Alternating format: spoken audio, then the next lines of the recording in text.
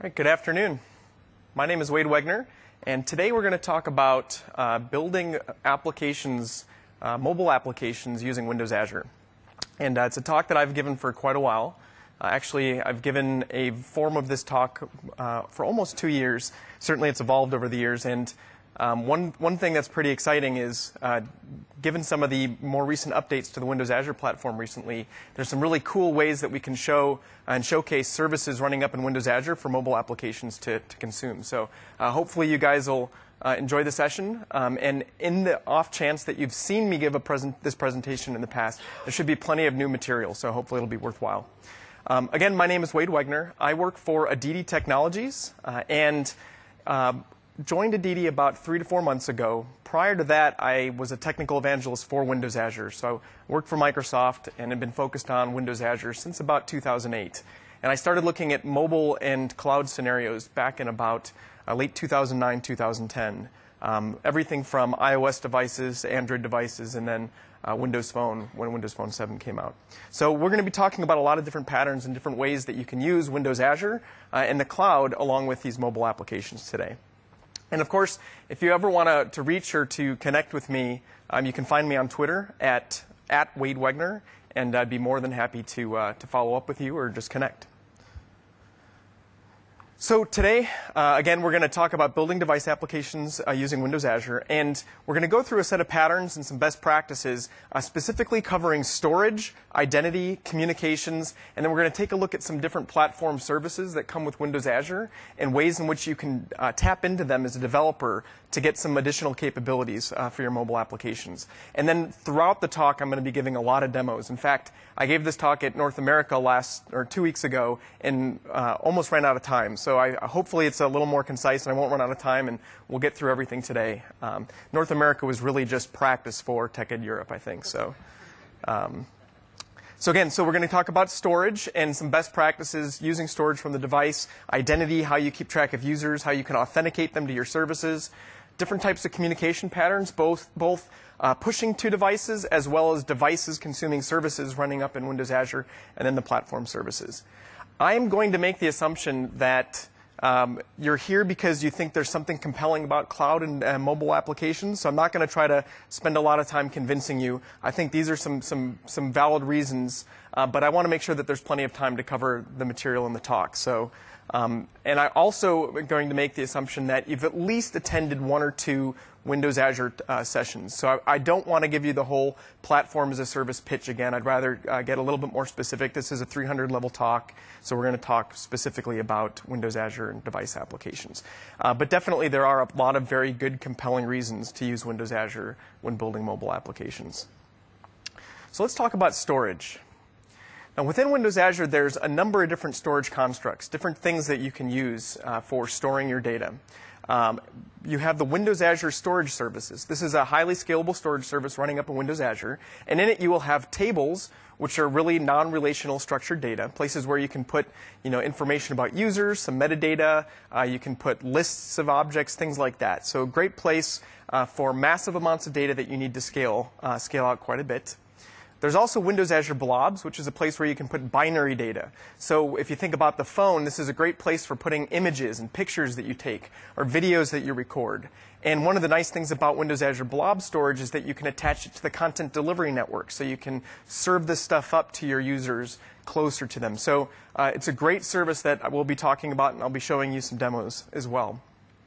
There's also Windows Azure Queues. And queues are a place where you can put a work item so that you can decouple some of the assets of your application. So you can have like one tier of your application write to a queue, and then another tier, maybe it's some back-end worker roles or some processes, dequeue the message and actually run the work. So that's the Windows Azure Storage Service. There's also a relational database service. And this is SQL Azure or SQL Database, a Windows Azure SQL Database. And it's a relational database service that's managed for you that you can put your SQL objects into. And so this is a great place if you need to do aggregations on your data, if you need to be able to join your data together, any kind of relational need that you might be used to with SQL Server, SQL Azure, and SQL Database are the right place for you. Now, with all of these different storage constructs, there's a question that you need to to be asking yourself, and something you need to be cognizant of, and that's that in order to access these storage systems, you need to have some sort of secret. Now, with SQL Azure and SQL Database, I think that's pretty apparent as to what this secret is. It's your connection string. And in that connection string, you'll have a SQL login name as well as a password. And you want to make sure that that connection string stays secure. Additionally, with Windows Azure Storage, you have this concept of a primary access key. And a primary access key is a key that you'll use to sign a request that you make to the Windows Azure Storage Service. And so that's so that the storage service can authenticate you. Now, the question becomes, where do you put these keys? Do you embed them in your application that you deploy to a phone device, or do you put them someplace else? Because I guarantee once you take these keys and put them in your phone device, they're not going to stay secret. Someone's going to find a way to sideload your application or decompile your zap or do whatever and try to extract the key. So you don't want to put the keys in the app. So you have to look at some other way to go about securely authenticating to these services. And that's what we're going to talk about. And again, the whole idea is you don't want to put these keys on the device and in the application because someone can get to them. And so there's a number of different patterns that we can use. And the first and most common is proxying these requests. So anytime, let's say I want to talk to SQL Azure or I want to talk to Windows Azure Storage Services, rather than talking directly to the services themselves, I can have my own service running up in Windows Azure, and I'll proxy the request to that service. So the pattern looks something like this. The device, instead of going to the service itself, will go to my proxy service running up in a web role and send the request. Now, the keys are actually running in the service. So it's running up in a server deployed up in Windows Azure, and my users have no access to it. So these secrets can remain secret. They're not deployed along with the application. So now the service can make the request over to Windows Azure Tables. It could be Windows Azure Blobs. It could be SQL Azure. It could be wherever. But the whole idea is having a simple proxy in between the device and storage. So this works great. Now, there are times where we may not want to proxy requests. Think about a case where I take a picture on a device or I capture some video. If I proxy this through my service running in some other place like Windows Azure, you're introducing a whole other step when it comes to the upload process. So imagine I record this video and I want to upload it and get it into Windows Azure Storage. I don't want to have to first send it to my service and then the service then sends it to the storage service, because that's an extra step. It'd be more efficient to be able to securely hand it directly off to the storage service. And so there's a way we can do this without having the key on the device, and it's using something called a shared access signature. And what a shared access signature is it's a URL that has been encoded in such a way that when you make a request to the storage service using this URL, basically the storage service will be able to decode and validate that you have access to the resource, to the storage system. So it's a way of being able to send directly from your device to the storage service without having to have the key on the device. So the pattern looks a little bit different. So instead of going directly to storage, what's going to happen is the device is going to call to your service and say, can I have a shared access signature? Your service will have the access key and can generate the shared access signature and send it back to the device. And again, this is just a URI that it's sending back to the device. Now that I have the shared access signature on the device, I can use this to address the storage service and send that shared access signature up to the storage service so that the storage service can authenticate and validate that I have access to the resource, and then will let me read whatever it might be. And I can send a message up or I can pull a message down. Again, the value of this is the key is still not stored on the device. The key is still securely in the service, but I have a way now to address the storage service directly so that I can reduce latency when I want to upload something very large or pull down something that might be very large. So it's a very common pattern to see.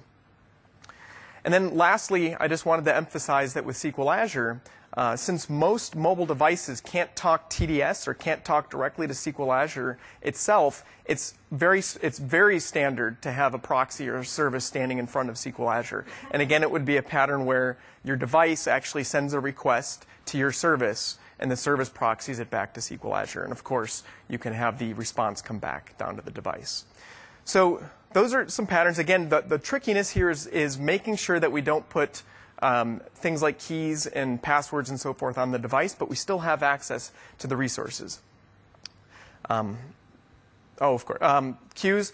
One other thing to think about it as well is that since a device has constrained processing power, oftentimes it's nice to be able to just offload a message into a queue and then have the worker role being responsible for dequeuing that message and then doing some offline processing. So here's just another pattern to think of. So with that, what I want to do is switch over and actually show some of this stuff in action and how we can actually use it.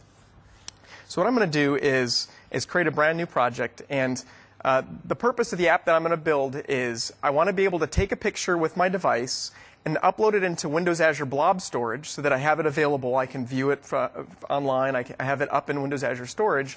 And I also then want to write a record to a Windows Azure table so that I can query it and get access to everything that I've uploaded, along with the URI for where it's stored in Blob Storage as well. So I'm going to go ahead and create a Windows Phone application.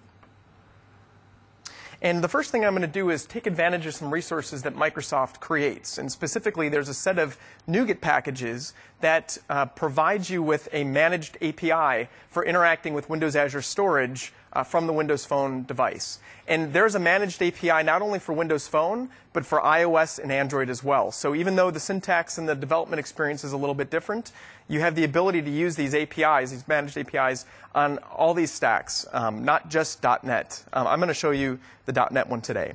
So to get those resources, I'm going to use NuGet.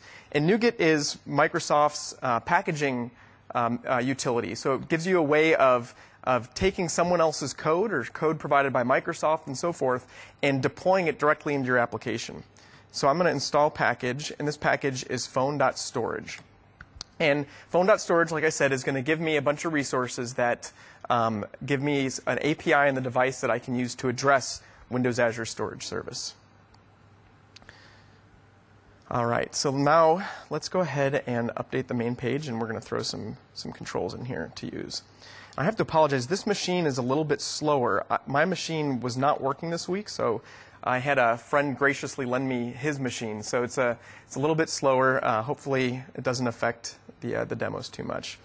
So what I'm going to do is I'm going to grab a text block or a text box, a button, and a hyperlink.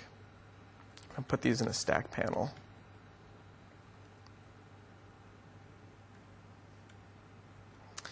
And go ahead and let's reload here, please.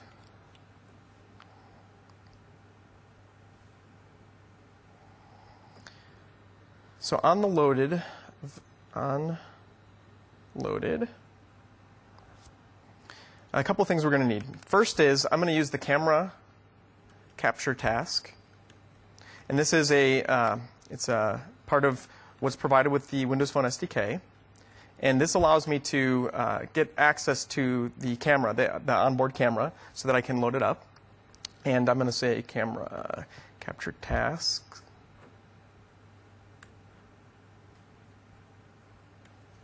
Equals new camera capture task, and then we're going to create an event for the complete.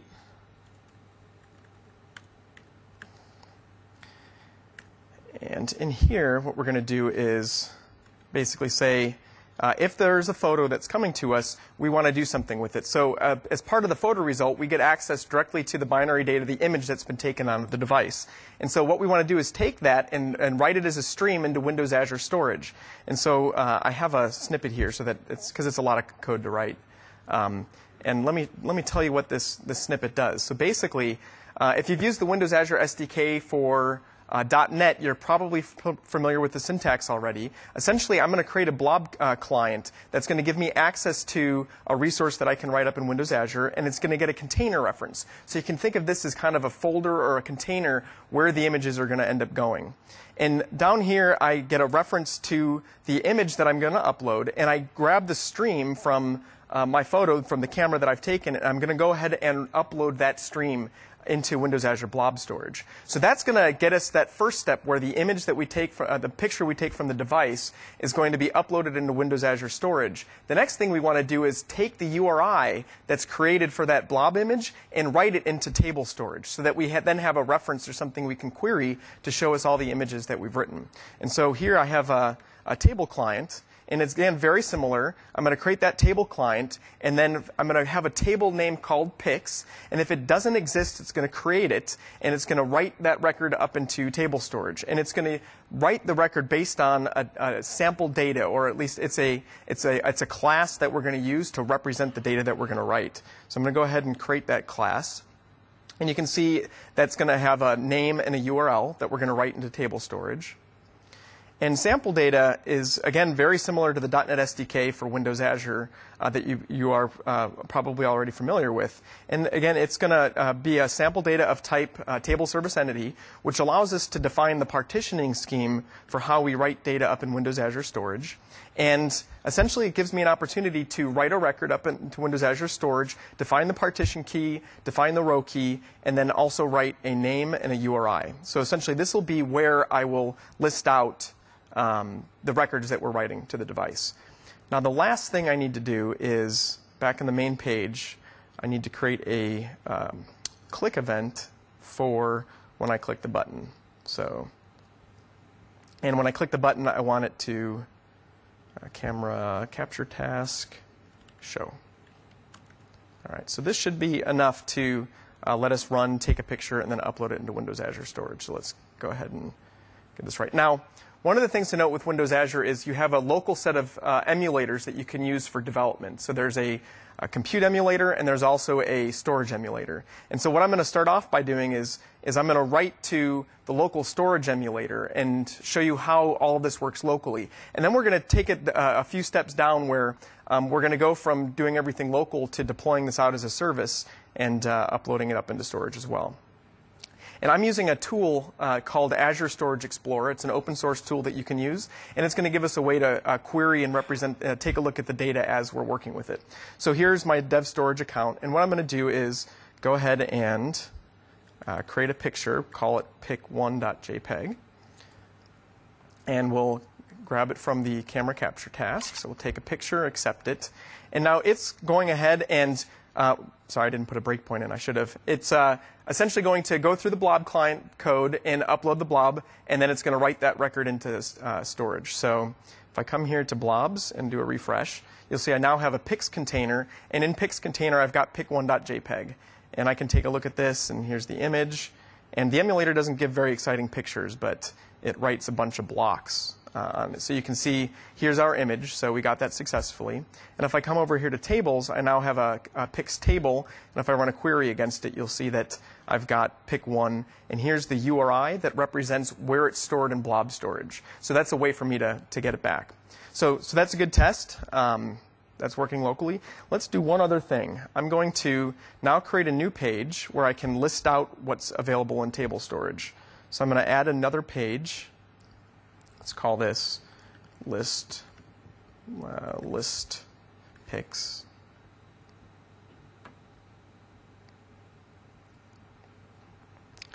And on this page, what I want to do is have a list box, and I think I have a snippet down here. And the list box is essentially going to just do some data binding against an object that I'll define in a moment. You'll remember the name and the URL. And then if I go into the loaded event for the page, I think here what it's doing is essentially creating a data service collection of sample data. So here's our sample data type. We're going to get the context of our cloud storage and resolve the table service context. And then essentially we're just going to do some link calls that will allow us to perform and create a query that will execute against the table storage service. It'll come back as the sample data, and we're going to bind the sample data list to the list pics list box that we had entered. And the last thing I want to do is just wire up this navigation event so that when I click it, it navigates to the right spot. All right, so with that in place, let's go ahead and run our application one more time. And so that we have more than one piece of data, I will go ahead and take another picture.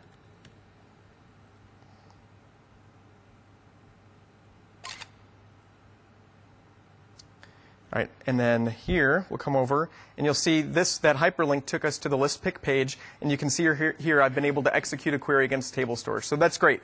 Now, one of the things that you may be noting is that I'm running the local emulator, and I'm going directly to the local storage emulator. So we've skipped a whole bunch of things here. And so what we're now going to do is take it a couple of steps where I'm going to now add a web project with a web API service that's going to generate a shared access signature for us so that I can talk from the device to our proxy service to local storage. Then the next step will be to add our deployed or storage account in Windows Azure, and then we'll deploy the service up into Windows Azure so that we can go directly from the phone device to a website running in Windows Azure. So I'm going to go ahead and stop this and add a new MVC project to the application.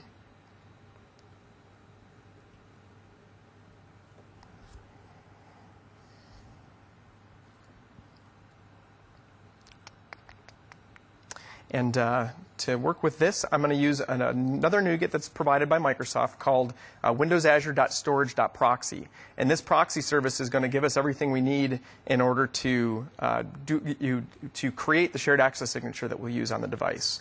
So I'll do install package windowsazure.storage.proxy. I will remember to switch my target. And so this is essentially, in the default MVC project, pulling in a set of web API services that are going to essentially provide us an ability to query the service and get back the shared access signature to directly talk to the storage account. And again, this goes back to the patterns we talked about. This gives us the ability to keep the key secure in the service and then proxy the calls through the service. So in the app start, we have an initializer. And by default, it's going to target our development storage account. What I'm going to do is go ahead and switch this to use a Windows Azure storage account. So you'll see here, this is Wade TE12. And then, of course, over here I have my account key, which I'm going to not show the whole account key. But this is in my service. So now I have all the credentials here to generate a shared access signature to hand off to the device so that the device can talk directly to the storage service without having to have the key on it. So we'll go ahead and build this. And then, since it's still going to be running locally, I need to make sure that I know what port it's running on. So 6295, grab that. And then I'm going to come over here to my phone application. And as part of the storage API, it gives you a set of resolvers. And by default, it's using the resolver for local dev storage. What I'm going to do is change the resolver so that it's pointing to my services running locally. And that's running here at these ports. So now I'm pointing the phone to our web API, and the web API is going to generate the shared access signature for us. So go ahead and, once it's done building, we'll start our web APIs. And then I will start the phone app. So now we're going to be talking to this storage account right here.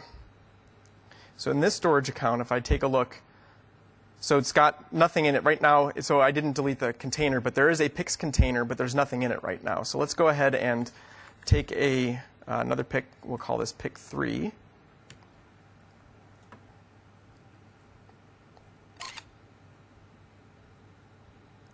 And so it should be uploading it. Let's do a refresh. And you can see here's PIC 3. And again, this storage account, this is an actual Windows Azure storage account. So this is running out in Windows Azure. I took a picture from the device and was able to upload it to Windows Azure storage using the shared access signature that our web API generated for us. And if I come over here to tables and do a query, you'll see if I query this, here's our record pointing. And one thing I want to highlight is, if you see here, the URI is no longer 127.0.0.1. It's actually wadete12.blob.core.windows.net. So it's running up in the deployed storage service. And again, if I click the list button here, I can see that. So now we're going emulator to local service to deployed storage account. Let's do one other thing. Let's deploy this now, our service, to Windows Azure so that everything except the phone device is running up in Windows Azure.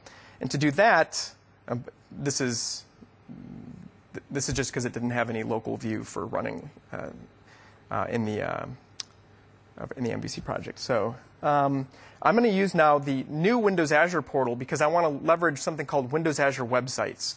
And Windows Azure Websites, again, I'm not going to go too deep into it since there's a number of presentations on it here. But essentially, this is a multi-tenant service that allows me to create a site instantly and then deploy my applications to it. So what I'm going to do is actually create a brand new website and do a quick create. And we'll call this Wade TE12 demo. You only have one. It's in preview, so there's only one region. And I don't think it really matters, but I'm going to go ahead and choose my other subscription. And it just takes a few moments to create. And again, think of this as now being a new website where I can deploy my application directly into it. So when I select it, what I'm going to do is take advantage of something called the publish profile. And the publish profile essentially gives me, there it is. The publish profile is essentially all the credentials that I need to do a web deploy, to deploy my application up into Windows Azure. So let me grab that and throw it on the desktop, get rid of my old one. And so I'm going to come over to the MVC app that we created, and I'll right-click and go Publish. And now I can import that publish profile that I just downloaded from Windows Azure. And this utility will parse it. And now you can see it's figured out what the URL is for me to deploy to, what the username is, the password, et cetera. So it handles a lot of those cumbersome tasks. I'm going to make sure that it removes any files as I publish over and over again, and click Publish. And so now I'm able to leverage web deploy. It's creating a web deploy package, and then it's going to take that package and hand it off to that web deploy endpoint running up in Windows Azure Websites to fairly quickly deploy my application. So while that's deploying, what I'm going to do is update my phone app and grab this URI here and come over to my phone. And now, to the storage initializer. Now, rather than addressing this at the local host,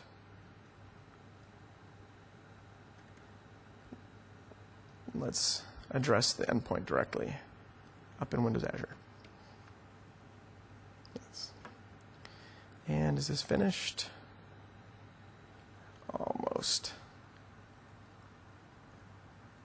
All right, great. So it's loading. So let's do a build. And now I don't need to start the local service. I'm just going to start the phone app directly. And if all goes well, that's fine. All right, let's quickly just click our hyperlink.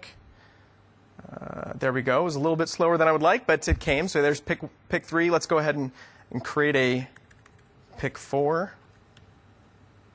And again, now we're not addressing any service running locally on my machine. This is directly addressing and talking to a service running up in Windows Azure Websites.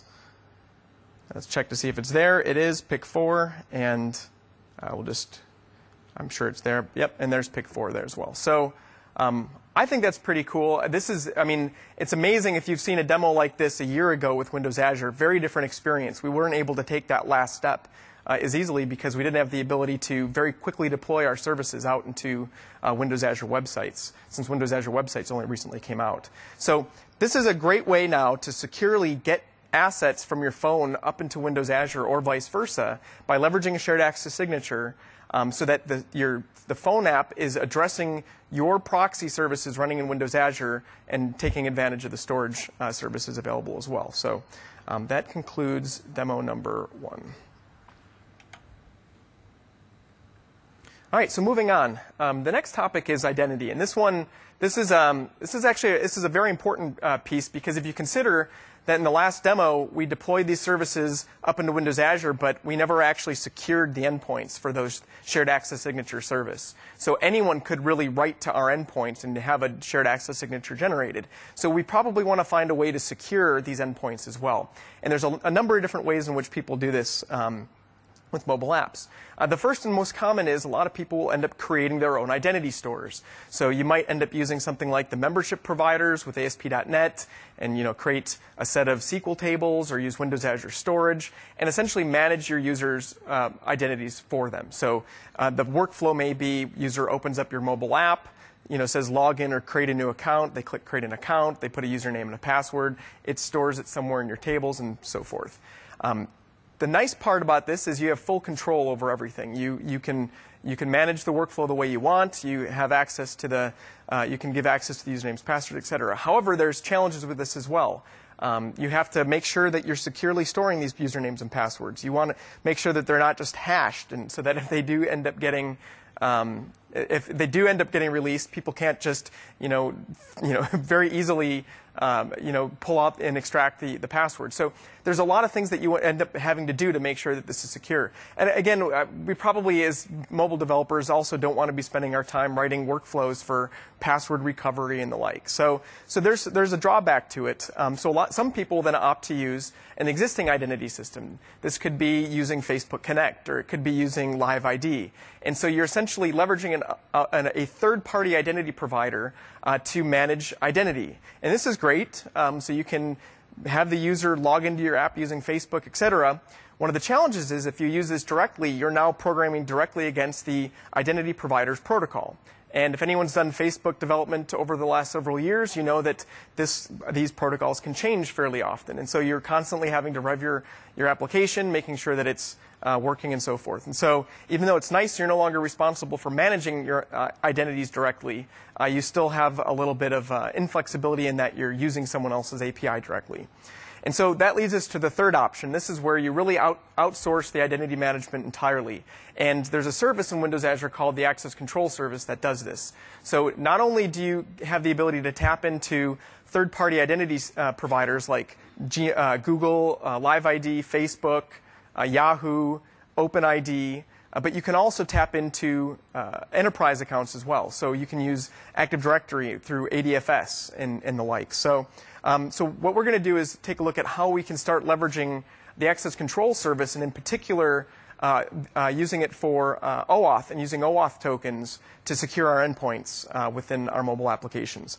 And so with that, I'm going to come to our second set of demos. And essentially what we're going to do is create a phone application that talks to a web API running up in Windows Azure securely by passing an Access Control Service OAuth token to our service. And then our service will validate that it's a valid OAuth token before actually sending the result back down to the phone. So we're going to do this in a couple of different steps. So let me start off by creating a new phone application. And the first step is we want to set it up such that we can use the phone and use the Access Control Service to log in to our application. So I've got a new phone app. So what I'm going to do is come up here to the management portal. And if you select Service Bus Access Control and Caching, you'll have the ability to come here to Access Control and create your own Access Control Service namespace.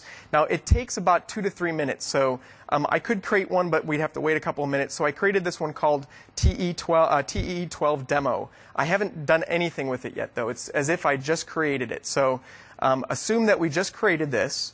And now we're going to go over and essentially configure it so that we can use it in our application. And so this is the Access Control Management Portal.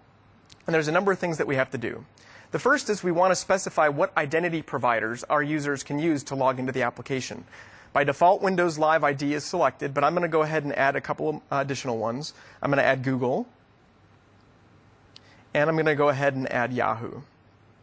And so what will happen essentially is when the user opens up the application, they're going to get what's called a home realm discovery page where they'll be able to select which identity provider they want to use in order to log into the application. And so it'll be based on these three. I need to set up a relying party. And a relying party you can think of as really just defining the application that I'm building that's going to use the Access Control Service. So we'll just call this, just phone app. And I'm going to specify a realm URI. So essentially, the realm URI is a way in which I can address this particular relying party from with my application. You can call it whatever you want. You could call it something else. I'm going to call it phone, so that I'm going to copy it because I'm going to use it later in the application. So it's URI phone. And then the other thing we want to do is it supports the Access Control Service can support a number of different token formats. For the phone app, we want to use OAuth, so I'm going to select this simple web token. And And then the last thing I need to do is generate a signing key. And the signing key is going to be the key that's used to actually sign all the relevant data as it passes the token back and forth. And so we'll leverage the signing key in a little bit. So I'm going to go ahead and save this now that it's been defined. And so that defines our relying party that we're going to use for the phone app. Now I need to define some rules. And the rules are essentially how you map claims or metadata about a user, how you map it from the identity provider to your application.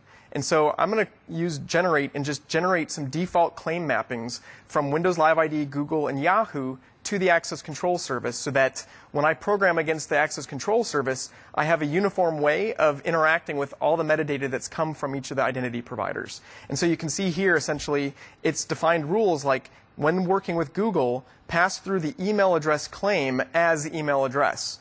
Same with like Yahoo and name, pass through name as name. In most cases, it's just a straight pass through. In some cases, an identity provider may call a claim something different. So you may see a transformation from one name to another name as it passes through the access control service. But the rules here give us that flexibility. So I'm going to go ahead and save that.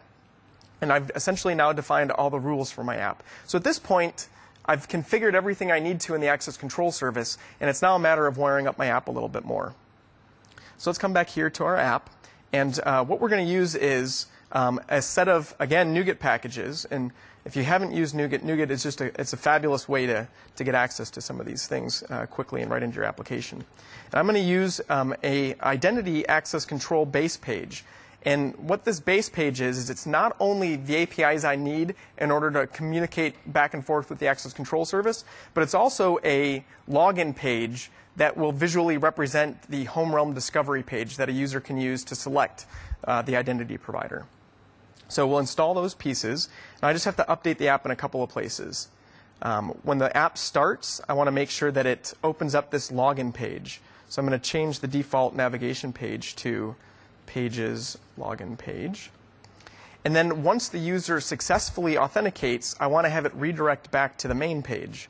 So I'm going to go ahead and change this so that it's pointing to the main page. And then one other spot. There it is.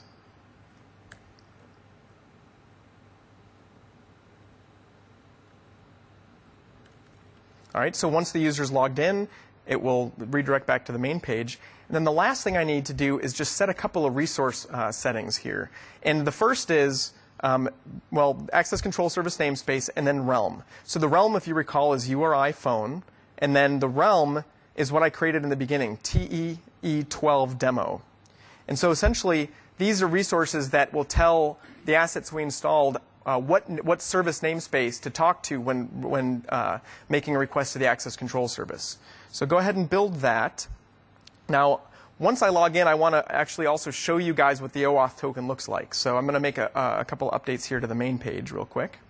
And then in the loaded event, what I want to do is extract the simple web token. So extract the token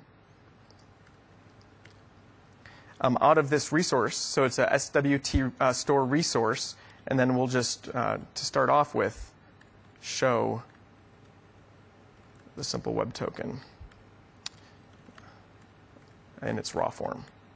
All right, so that's all. So I'm going to go ahead and run this, and we'll take a look at this workflow. So right now, we're still not talking to any other service, but this is the first step. So this is how do we get an OAuth token from the access control service such that we can use it later on. So here I'm in the login page, and you can see these are the identity providers that were specified within the access control service. I'm going to go ahead and use Google and log in. Now, the access control service uses what's called passive federation, so it's essentially redirects between pages with tokens as part of the URI or the request header.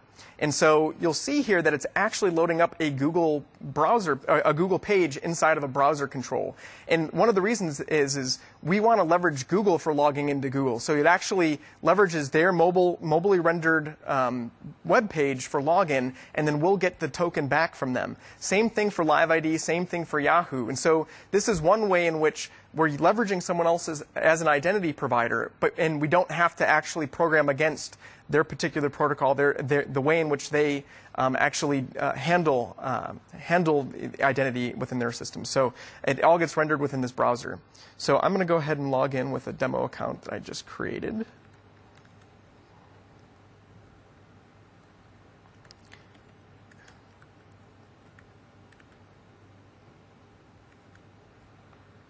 And I'm going to let it stay signed in so that I don't have to do this every single time. And so now it's contacting Google. It's logging into Google.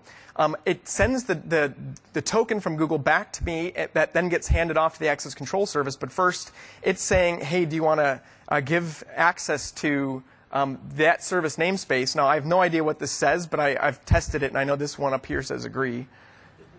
And then once it's done that, it sends everything off to the access control service, and the access control service now sent me back the OAuth token. So it's here. This is all encoded and such, but you can essentially see this is the raw token that I got back from the access control service. So that's great. So that accomplished our first task, which was how do we get the token from the access control service to the device. Now what we want to do is create a web API that will call and will eventually pass that token to the web API service so that we can authenticate it. So the next step, let's add a new project.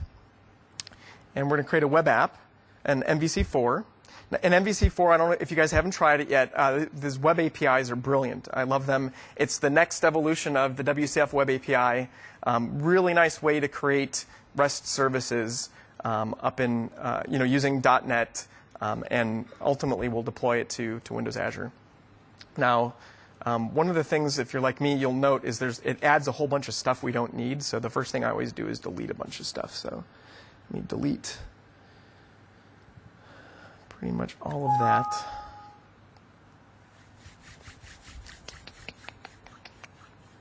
And then what I'm going to do is create a new controller that will represent our API that we'll call. So I'm going to create a new controller, and I'm actually going to call it beer controller. And if you guys know me or you may know that I'm an avid home brewer. So so I like beer quite a bit. And so what we're going to do is create a service that I can then send back a list of some of my favorite beers. So I'm just going to use the default controller with empty read-write actions. And we're going to make this very, very simple because I don't want to emphasize the web API aspect of it. I want to emphasize how we secure the web API. So essentially, I'll return some beer names here. I really like Pliny the Younger. And if you guys have any recommendations, feel free to shout them out. What else? Arrogant Bastard. Anything else? Nuno, do you have a favorite beer?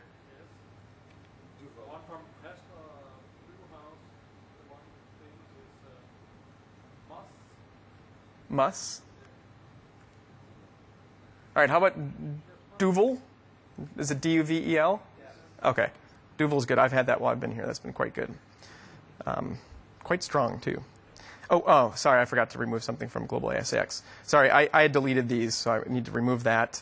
And then, so essentially we've got our controller. It's just going to return back a list of strings. It could, again, I don't want to emphasize that as a point of complexity. But now I just want to register my routes. So let me get the route registration logic in here. Register routes, route table, routes. All right. So that's enough here so that when let me go ahead and run this, and we'll just demonstrate that this will run and return a list of beers. What was it? API beer.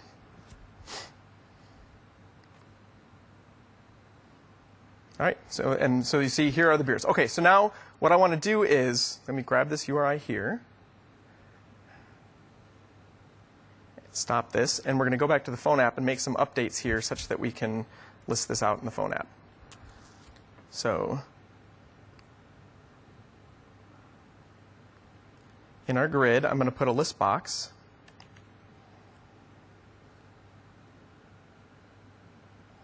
I'm going to call it beer list.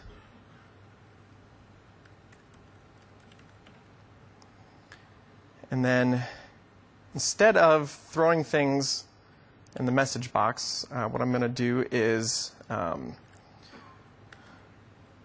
look at that. Essentially, what I'm going to do is, here's the API that we're calling, the API beer. We're going to create a request. Ignore this for the moment because I want to take this in a couple of different steps. But I'm going to start the request essentially and call out to that. Now, I'm also going to take the output and deserialize the JSON. And to do that, I use another NuGet package called SimpleJSON. So let me install SimpleJSON into the phone app. It's just a really, really simple parser for JSON. And then we're going to serialize that into a beers object, and we're going to bind it to the list. So that's very straightforward. Let's go ahead and just demonstrate that real quick. So we'll start this up here. And then go back to my phone app and start the phone app.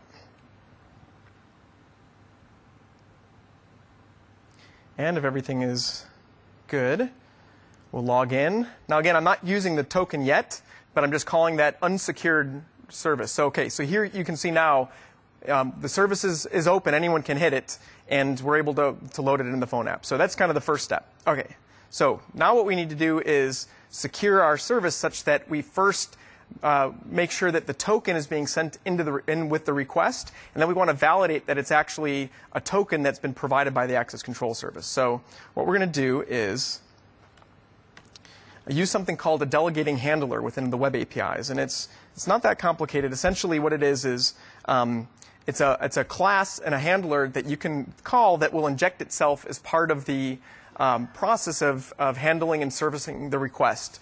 And what's nice about message handlers and these delegating handlers is it happens before the full context of the message is loaded into memory. So if you want to prevent something from occurring, like, hey, are you authorized to do this? And if not, send like a, 404 message, 404 error or something like that. You can do it before the whole context has been loaded, so it's very efficient from a performance perspective.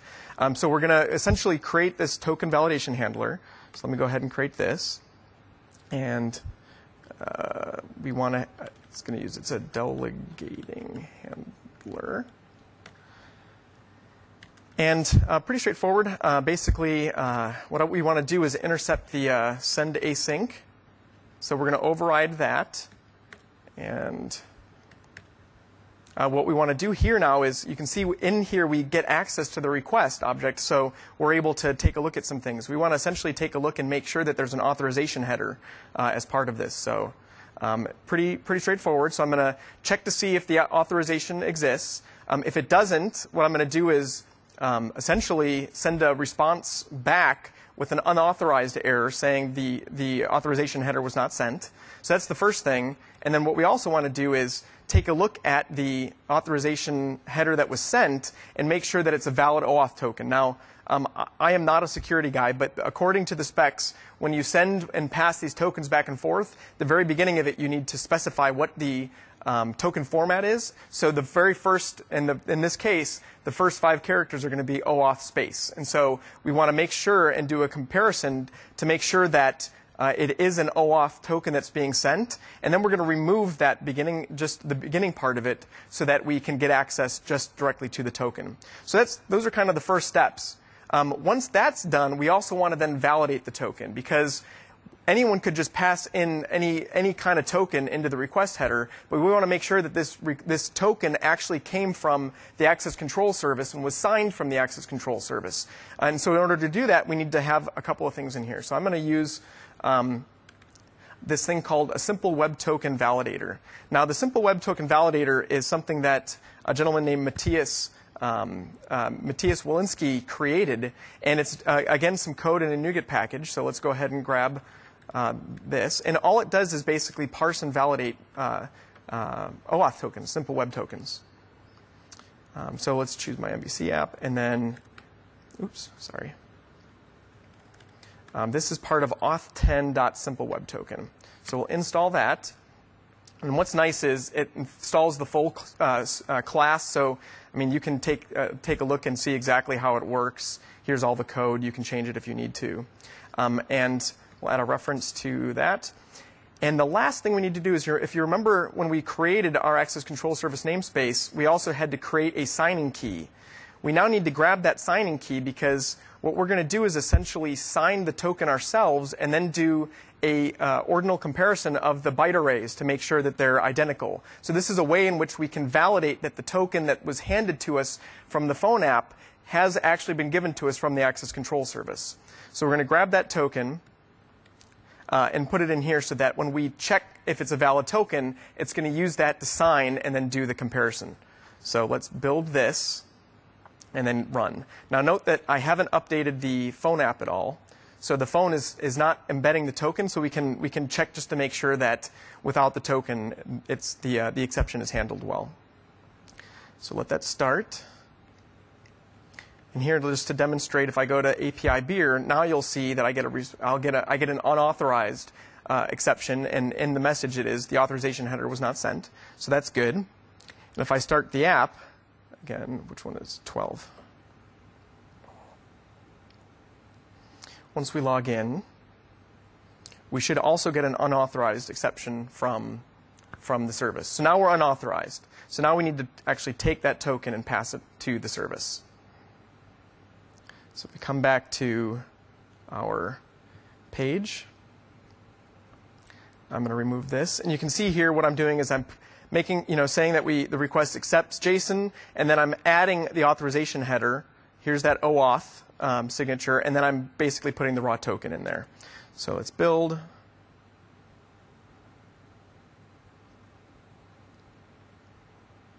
Let's go ahead and start this. And I'm going to put a breakpoint in so that we can step through and you can see what's happening.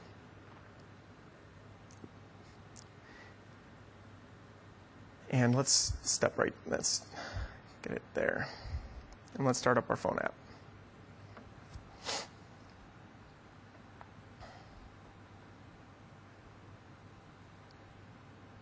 All right, so it's called in, and our message handler has now been called, and we're stepping through it. So here you can see we're first checking to see if the authorization header exists, and it does. So we would pass this first step. Here we get the auth header. We're going to do a comparison to make sure that it is in fact an OAuth token, and that worked. So now we're going to extract the token from there, and now we'll call our simple token validator. So if we step through the validate token method, you'll see it does a number of things. It checks to make sure that the token exists, that it's a valid simple web token. What's I think the most interesting is right here where it checks to see if it's HMAC valid, and this is where it does the comparison of the byte array. So you can see it comes in and creates a local version of the byte of the signature using that signing token that we attach to it, and then it grabs it also grabs then the signed hash that was passed in as part of the raw token from the access control service, and it'll do a comparison to see if they're equal. And if they're equal, that means that they were both signed by a place that had access to the raw signing token. So we can validate that the token didn't in fact come from the access control service.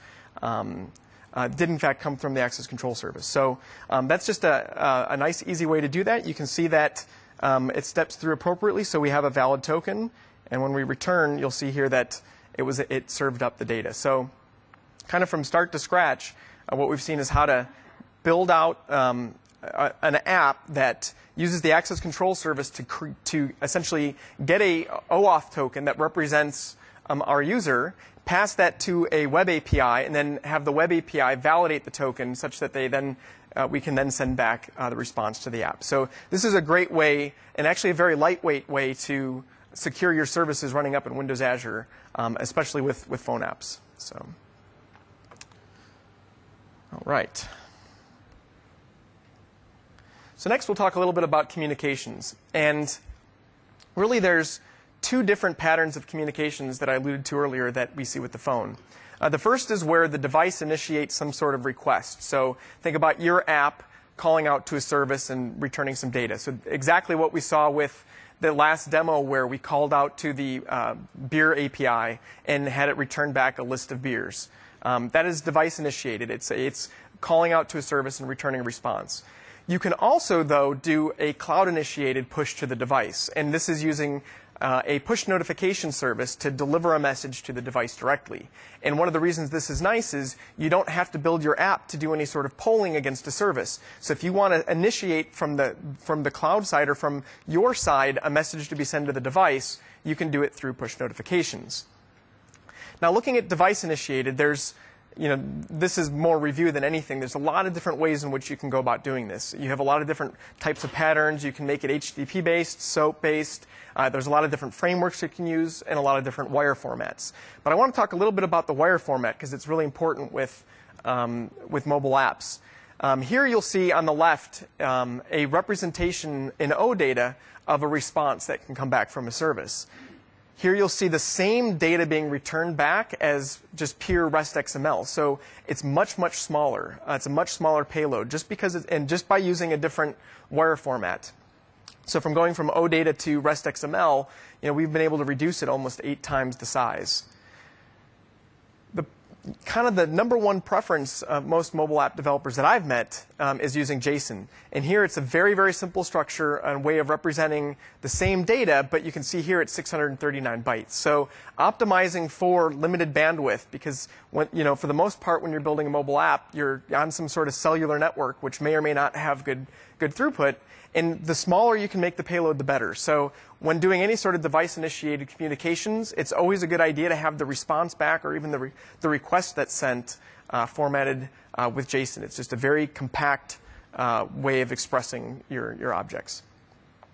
Now, from the cloud side, we talked about push notifications. And so, again, the reason push notifications even exists is we want to minimize the impact to the device and the experience on the device. So if you can think about the fact that if you wanted to be able to respond to some sort of message initiated from a cloud service, you might have to have something running on a background thread, which is consuming battery, or you may have to write your app such that it occasionally polls a service. And so all these things can end up either reducing battery or reducing the bandwidth available to the device and so forth. And so push notifications is a better way to go about doing it because it gives you an option to tie in directly to a capability of the platform. Now, the model with push notifications differs a little bit based on the platform. Windows Phone and the MPNS services have a way. Windows 8 has its own kind of method. But it all ties back to a very simple concept. And the first is registering the push notification channel and then storing that channel somewhere. So the pattern would look like this. Your app would call out to the platform notification service. So let's say it's a Windows Phone app calling out to the Microsoft push notification service and saying, hey, I request and I need a channel URI. And a channel URI is really just think of it as a URI that uniquely identifies the device and the application. And it's a way in which you can send a message to the notification service and have that message delivered to that device and that application. So it's just think about it as a unique ID for the device and the application. So the notification service will send that channel URI back to the device. So now the device knows, hey, anytime I want a message sent to me, it needs to be sent to this device URI. That's great, but we want to make sure that our service knows about that channel URI. So the next step of the process is to then call out to a service that we provide that then will take the channel URI and store it somewhere. So we'll store it in Windows Azure Table Storage or Windows Azure SQL Database so that later we can call and grab that channel URI and use it. So that's the first step. At this point now, for every app that's out there that's requested it, we have a channel URI that uniquely represents the app and the device. So if I want to send a message to the device, I will call into Windows Azure Table Storage, get the channel URI, and use it to call to the notification service. So MPNS, WNS. If I was sending to an iOS device, it would be the Apple Push Notification Service. And not only do I call that notification service, but I pass to it the channel URI. That channel URI then tells the notification service how then to send the message to the device. So this is kind of the workflow that occurs. And there's a lot of different steps. But it's the most efficient way of actually sending a signal to a device to initiate something. And it could be you want to let your user know about a sale. Maybe that user is following some sport event or sporting team. And this is a way to send them updates about the game or about the team without them having to open the application and look. So that's push notifications. Now, The other thing to note about push notifications is that channel URI, it usually only allows you to send a very small message down to the device. So it's not very large. I think on the Windows Phone it may be less than 1 kilobyte. So you can't necessarily send a lot of information. So one pattern people use is actually to use push notifications as a way to trigger an event within the application that then calls out to a service and gets more information. So the pattern would look like this. You take the channel URI and send a message to the notification service, and it sends a toast message, let's say, down to the device. The device then will, receive that message, and then if the application is opened or the user interacts with that message, it can then call out to a web service that you have running up in Windows Azure or the cloud, and then send a message back down to the device. And now you're not constrained by the size of the message payload. You can actually now get a larger message down to the device. So this is a very common pattern to have a cloud-initiated push to the device that then calls out to a service to get some additional information. So each of the major platforms has a notification service. Windows 8 has its own notification service. Windows Phone has one. iOS has the Apple Push Notification Service. And then Android has C2DM. C2DM. I didn't follow Google I/O over the last few days. I thought I saw something somewhere about C2DM changing, or I haven't looked into it. So this is a caveat just to say that things may have changed a little bit since I last looked, since I thought I saw some announcements around C2DM with Android devices at Google I/O. But regardless, most of the major platforms have a notification service that you can use.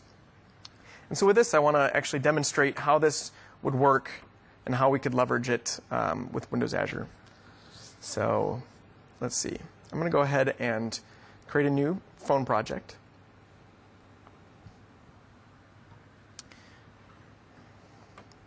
And one of the first things to note is most of the marketplaces for a device, like marketplaces such as the iOS marketplace, the Windows Phone marketplace, etc., will not allow you to default the application behavior such that it registers for push notifications. Users have to opt into it. If you automatically create a channel URI and the user doesn't know about it, then you most likely won't be validated and your app won't be entered into the marketplace. They'll keep you out because they don't want they want to make sure that you're giving the user the option to opt into the notifications. So what we want to do is build an app that first lets a user say, yes, create a channel URI and register me for push notifications, and then basically wire up the app such that it can receive all the notifications. At the same time, we want to create a service running in Windows Azure that will accept the channel URIs from the device so that we can store them somewhere for later use. And then we also need to have a way of generating the notifications that we send down to the device. So we're going to treat this in two different parts, and we'll start with the phone app. Guess what? There's a NuGet package for all of this that we can leverage called the phone.notifications base page. And one thing actually I'll note real quick is if you take a look at some of these other ones, you'll see that there's also access control and membership. And the reason for that is I'm going to just show you a simple demonstration here where we're not securing the endpoints. But if you wanted to use the access control service to secure the endpoints for the channel registration process, you can. So that way, random people couldn't write their own app and register their application with your service. I'm going to go ahead and install this NuGet package. And this is pulling down a bunch of APIs. Again, this is provided by Microsoft. A bunch of APIs that we can use to handle all this channel registration on the device.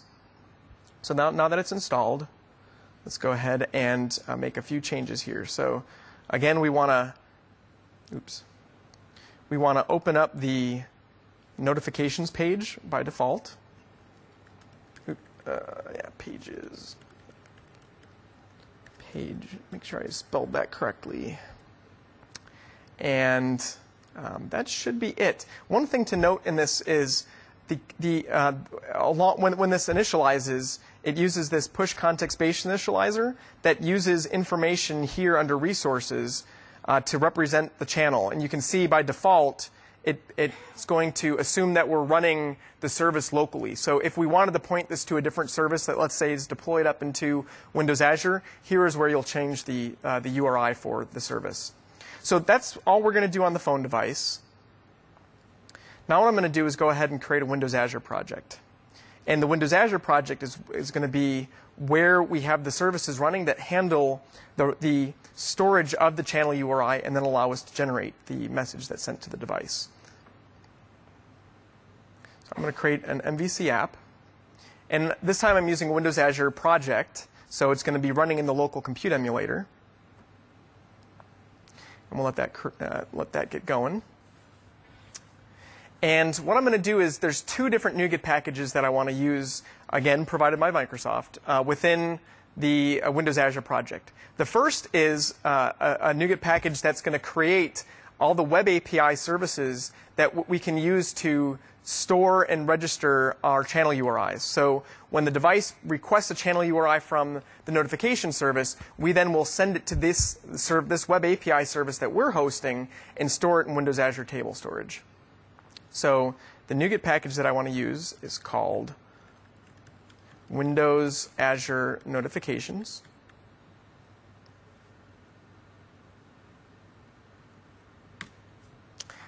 And oops, that's going to fail because I didn't change my target.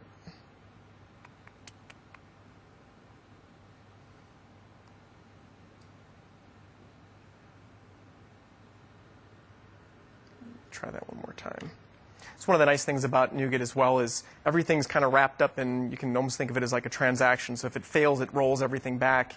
Also, if you later on decide you don't want to use a package, you can just use uninstall package and completely remove the NuGet package as well. So NuGet is just a great way of delivering resources and code and various things directly into your applications. In fact, at Aditi, we've taken a lot of our internal IP and created them as NuGet so that on projects we have this store and these resources that we can very easily embed into our applications. So I've got the NuGet package. Now that, again, is just handling the service channel registration. We also want to have a way to generate the notification messages to be sent to the device. And so this isn't something you would want to use in a production application, but there is a sample management UI that you can install. Now, this is great for development purposes so that you can test and generate the notification messages and so forth. Most likely when you go to deploy this in a production system, you'd want to uninstall this NuGet package because you wouldn't want to install this as well. Most likely you would automate the notification, push notification process. But this at least gives us, from a development perspective, a nice website that we can go to generate the notifications. So basically get all that running, or get all that installed. Then I'm going to go ahead and start our web project. So with Windows Azure, basically there's a Windows Azure project, and when you run it, it creates your CSPKG file, the representation of your cloud project, your cloud service, and locally it will generate that package and hand it off here, down here to the compute emulator. And so it's going to run everything local and simulate the behavior up in Windows Azure. So we're going to run this cloud service locally, and then we're going to run the phone app to talk to our services running in the compute emulator. So we'll give it a moment to start up.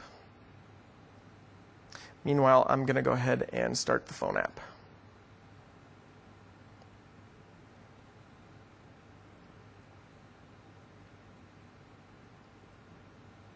All right, so the phone app beat it. So let's give the service a few more seconds to run.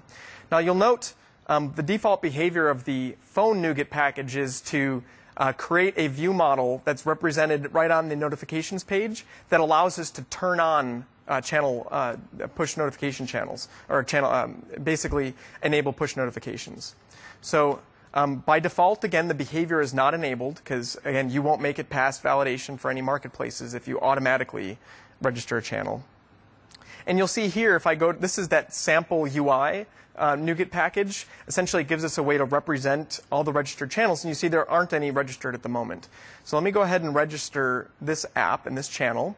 And when I clicked Enter, again, that was bound to a view model. And then when that state changed on enabled, it called to a method that's calling out to the Microsoft Push Notification Service and saying, please give me a channel URI. The notification service sends the channel URI to the phone app, and then the phone app then passes it off to our services to store that channel information. So now when I refresh this page, you'll see that we have information stored within our service about the app. So you'll see there's no user ID information, but we have an app ID. Here's the client ID. So this uniquely identifies the app in our emulator. And then I've got some additional information about the channel. So one of the things I can do, let me pull this up here, is I can now send a notification. And there's 3 types within MPNS. I'm going to choose a raw and say, hello, TechEd Europe. And I'm going to send that. And you'll see here, right down there, that it delivered that message right into the app. So essentially, our service now was able to grab the channel URI and take the message that I had put in here and send it to MPNS. And MPNS used the channel URI in order to figure out how to send the message down to the application.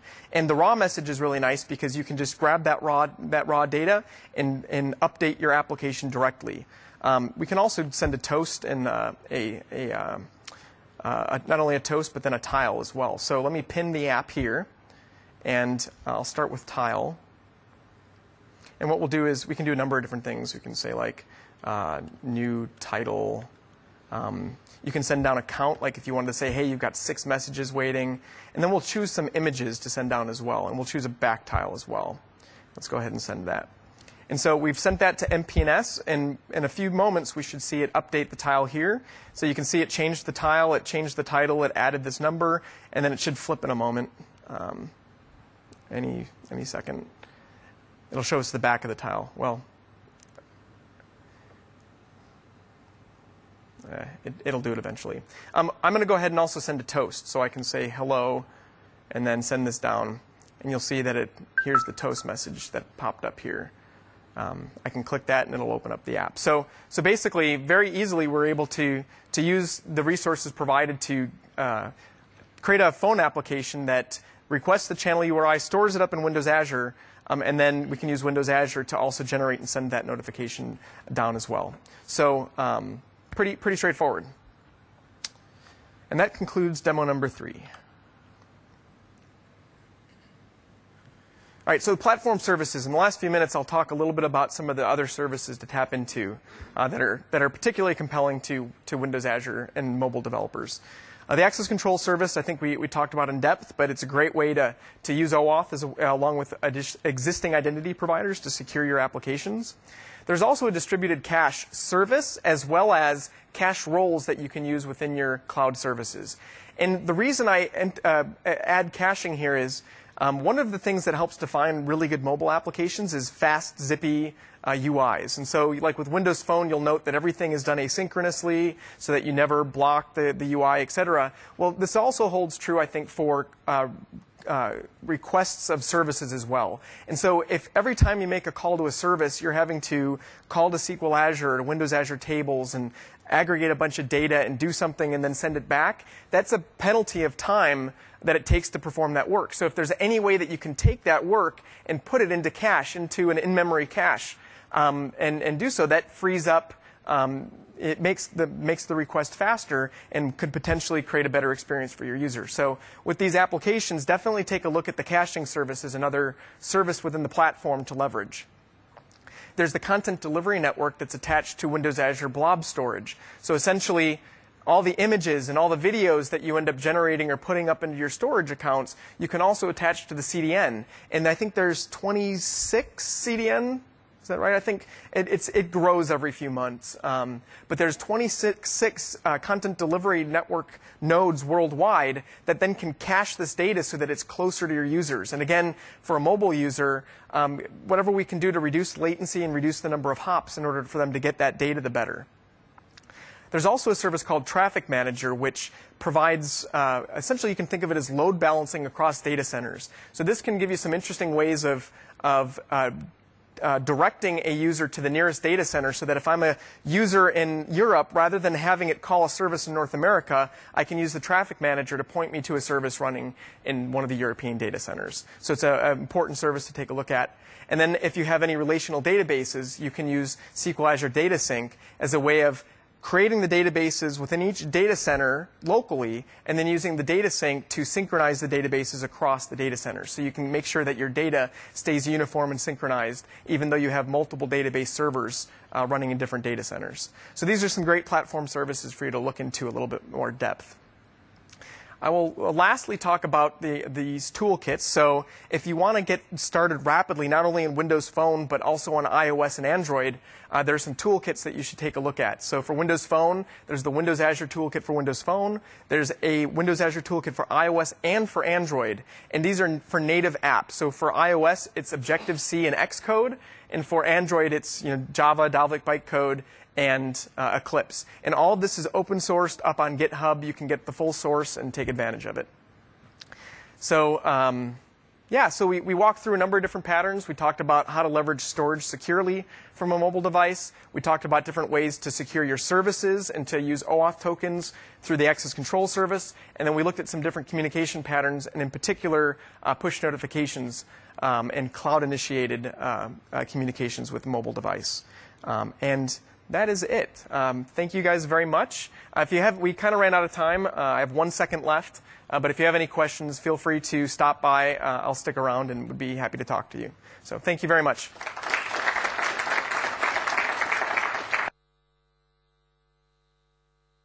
Please leave some feedback. I don't know how hard it is for you guys. The system may be cumbersome, but that feedback is wonderful for us. So if something didn't go well, if you wanted to hear something else, if you loved the talk, I would love to hear it. So please take that time. Thanks.